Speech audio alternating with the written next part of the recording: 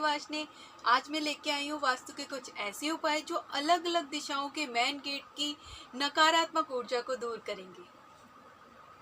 वास्तु के अनुसार 32 पद होते हैं। एक प्लॉट के 32 पद माने जाते हैं, जिसमें से कुछ ही पद कुछ पूरब दिशा में, कुछ एक साउथ में, कुछ वेस्ट में और कुछ नॉर्थ में होते हैं, जिसमें मेन गेट को शुभ माना जाता है। ईस्ट दिशा, पूरब और उत्तर दोनों ही दिशाओं को बहुमुखी विकास की दिशाएं माना जाता है। बहुत संपन्नता भरी दिशाएं ये मानी जाती हैं।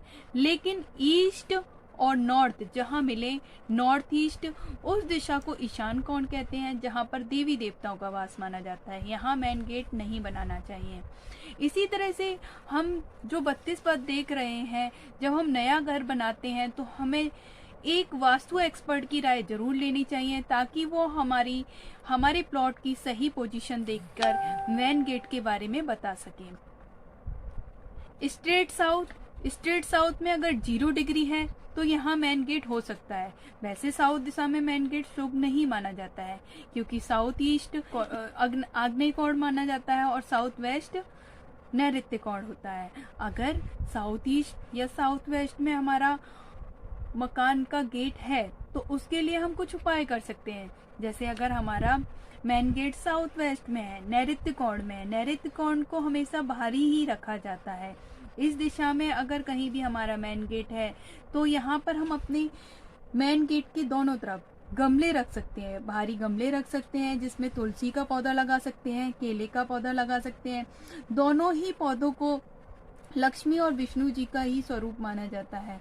तो इस तरह से हम सोच सकते हैं कि लक्ष्मी और विष्णु दोनों ही हमारे द्वारपाल हैं, और इस दिशा में हम जितनी भी भारी सजावट वाला सामान रख सकते हैं, तो इससे हमारी जो नकारात्मक ऊर्जा इस मेन गेट से आएगी तो वो खत्म हो जाएगी। इसी तरह से अगर हम देखें तो आग्नेय कोण यानी साउथ ईस्ट में, हमारा यहाँ साउथ ईस्ट में अगर मेन गेट है तो उसमें हम कुछ उपाय ऐसे कर सकते हैं, जैसे यहाँ रेड कलर, ऑरेंज कलर, इस तरह की कोई भी सजावट का सामान रख सकते हैं।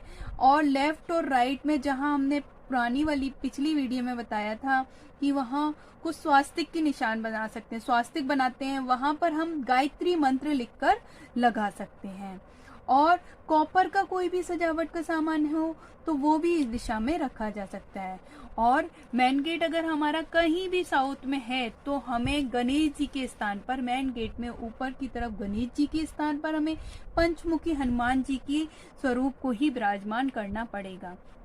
इसी तरह से अगर हमारा मेन गेट वेस्ट में है, नॉर्थ वेस्ट में है, यानी कि वायव्य कोण, ये हवा का, वायु का स्थान माना जाता है। अगर इस दिशा में कहीं भी हमारा मेन गेट है तो हमें बहुत ही सरल उपाय करना है।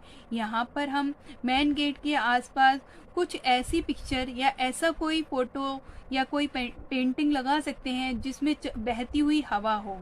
इसी तरह से अगर हम देखेंगे तो हमने नॉर्थ के बारे में बात किया, नॉर्थ वेस्ट के बारे में बात किया, नॉर्थ ईस्ट के, साउथ ईस्ट और साउथ वेस्ट, ये सभी दिशाओं में अगर हमारे मेन गेट हैं तो हमने आज इसके बारे में, उपाय के बारे में बात किया। लेकिन अगर किसी भी दिशा में मेन गेट है और हमें नहीं पता चल पा रहा, हम वास्तु के द्वारा कंपास को नहीं देख पा रहे हैं, तो उसके लिए हम विंड चाइम जरूर, अगर अपने गेट के पीछे, या फिर कोई ऐसा पर्दा जो घंटी वाला हो, वो सारी नकारात्मक ऊर्जा को दूर कर देगी।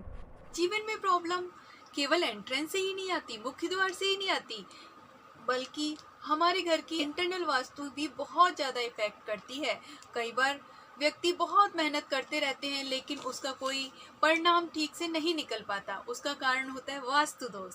तो ऐसे वास्तु दोष को हम दूर करेंगे कुछ छोटे छोटे उपायों के द्वारा। इसीलिए मेरी नेक्स्ट वीडियो में मैं बताने जा रही हूँ मंदिर के बारे में कि मंदिर को किस दिशा में होना चाहिए। Thank you. मेरी नेक्स्ट वीडियो देखना बिल्कुल ना भूलें।